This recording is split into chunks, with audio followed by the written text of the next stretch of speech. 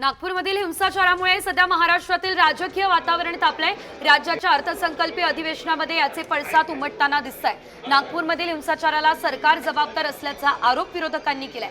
मंत्री नितेश राणे यांनी मागील काही काळात केलेली वक्तव्य या सर्व हिंसाचाराला जबाबदार असल्याचं विरोधकांचं म्हणणं आहे।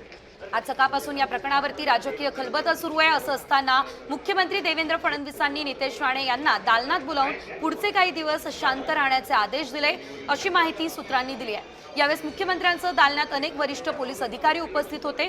मुख्यमंत्र्यांच्या भेटीनंतर नितेश राणेंनी विधानसभा अध्यक्षांची भेट घेतली आहे आणि विधानसभा अध्यक्षांच्या भेटीत नेमकं काय ठरलं, काय चर्चा झाली याची माहिती अद्याप मिळाली नसली तरी भाजपच्या शीर्ष नेतृत्वानं पुढील काही दिवस नितेश राणे यांना शांत राहण्याच्या सूचना केल्या, अशी माहिती आहे।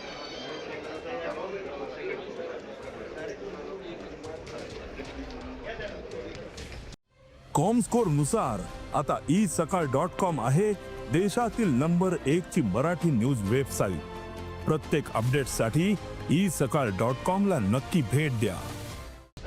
फडणवीस संतापले असल्याचं बघायला मिळालंय आणि त्यामुळे राणेंना तंबी देण्यात आलेली आहे, अशी माहिती विश्वसनीय सूत्रांनी आता साम टीव्हीला दिली असल्याचं एकंदरीत बघायला मिळतंय।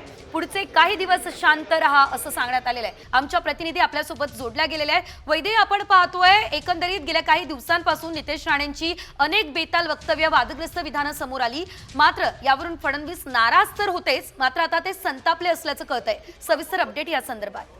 नक्कीच आपण बघतोय की नितेश राणे यांनी याआधी देखील अनेक वक्तव्य केलेली आहेत। त्याच्यामुळे निश्चितच तणावाचं वातावरण अनेकदा बघायला मिळालं होतं। अगदी सभागृहामध्ये देखील तणावाचं वातावरण मोठ्या प्रमाणात बघायला मिळालं होतं।